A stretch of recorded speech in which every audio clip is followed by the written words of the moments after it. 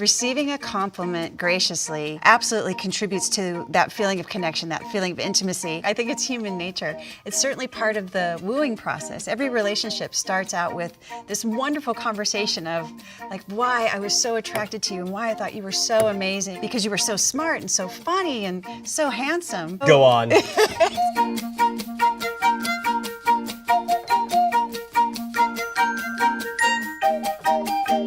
Laura, welcome to our space. This is still the set that we had from our last episode in which we delved into the importance of compliments in relationship. And what we noticed yesterday is people seem to have trouble accepting compliments.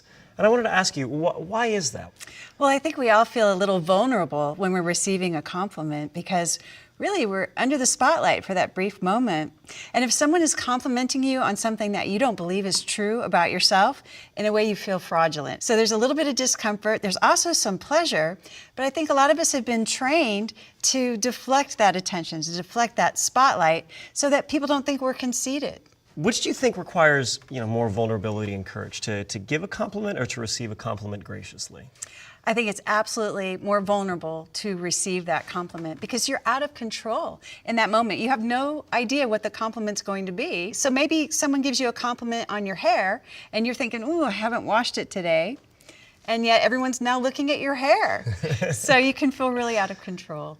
So is it, would you say, healthier to just accept the compliment and say thank you, or should you also give a compliment back? What's the best way to handle a compliment when you receive one? Well, for me, one of the great things that I learned was just receiving the compliment graciously in a way was also giving. I always think about a gift. If I wrap up a present and I'm like, oh, they're gonna love this. And then I hand it to them and they go, oh, how did you know? I love this, I'm so excited.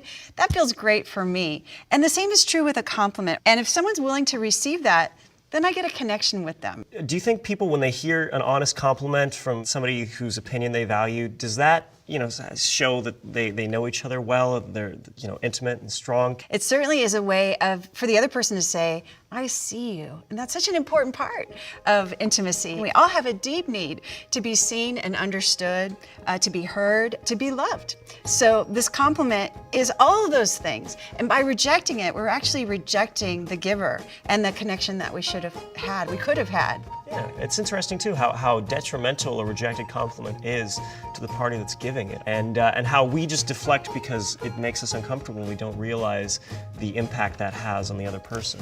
Yes, in fact, one of the things that we find that women who become good receivers often appear much more confident than they did. We have this expression, things will get as good as you can stand with the compliments. If you can let them land and take them in and just be with that, then that's actually going to expand your capacity for self-confidence.